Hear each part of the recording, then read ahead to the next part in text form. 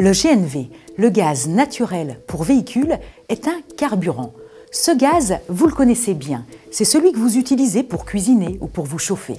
Oui, rouler au gaz naturel, c'est non seulement possible, mais c'est aussi économique et écologique.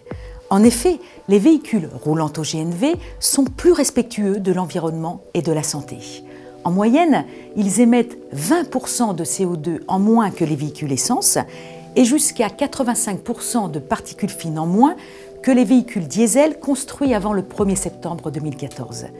Avec plus de 18 millions de véhicules en circulation, le GNV est le premier carburant alternatif au monde. Retour en images sur une belle épopée. L'histoire du GNV commence en 1862, quand Étienne Lenoir invente le premier moteur à explosion fonctionnant au gaz. Grâce à celui-ci, il rejoint Paris à Joinville-le-Pont à la vitesse de 3 km/h. Vite concurrencé et dépassé par les moteurs à essence, le gaz carburant sera une solution efficace pour faire face au rationnement du pétrole imposé pendant la Seconde Guerre mondiale.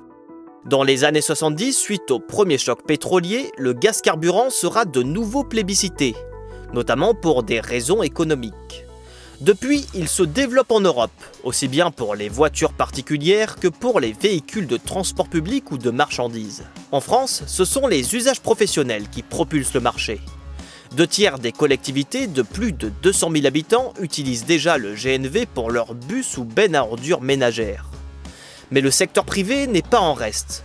Monoprix, Castorama, Point P, Ikea ou encore Biocop ont déjà franchi le pas. Keolis, quant à lui, opère la plus grande flotte de cars et autobus roulant au GNV, soit 998 véhicules. Mais Carrefour va encore plus loin et utilise désormais du biométhane carburant ou bio-GNV pour faire rouler sa flotte de camions de livraison. En 2030, la FGNV prévoit en France un réseau de 1500 stations qui permettront de ravitailler près d'1,7 million de véhicules GNV. Voitures particulières, utilitaires, transports en commun ou poids lourds. Nous avons en France toutes les compétences nécessaires pour arriver à ce résultat. Air Liquide et GNVR par exemple savent fournir ce carburant et les stations qui permettent à l'utilisateur final de faire le plein. Si le GNV est d'ores et déjà une solution efficiente pour une mobilité durable, cette filière peut aussi contribuer à l'autonomie énergétique des territoires et créer des emplois. Comment? Grâce à la version renouvelable du GNV, le bio-GNV issu de nos déchets organiques recyclés.